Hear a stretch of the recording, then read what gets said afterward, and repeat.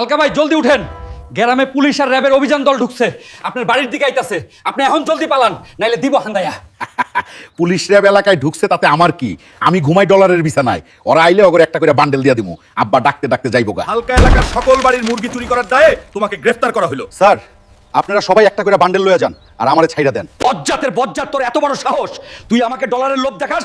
থানায় নিয়ে যখন পুলিশের হাতে তুলে দেবো তখন বুঝবি তোর এই ডলার কোনো কাজের না। অফিসার, এই মুরগি চোর হালকারে লম্বা সময়ের জন্য ভিতরে ভরে দেন।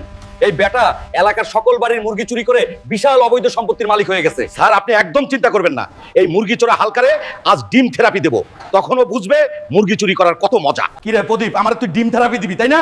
বাপের সামনে এতক্ষণ বহুত ফাল পারছস, মাসে মাসে যে তোর ব্যাগ বইরা তবারুক পাড়া এডি কি তোর বাপে জানে? আরে হালকা ভাই, আপনি দেখি চাইতে গেলেন, আমি তো আপনার টেকনিক্যালি সেফ দিয়ে দিছি।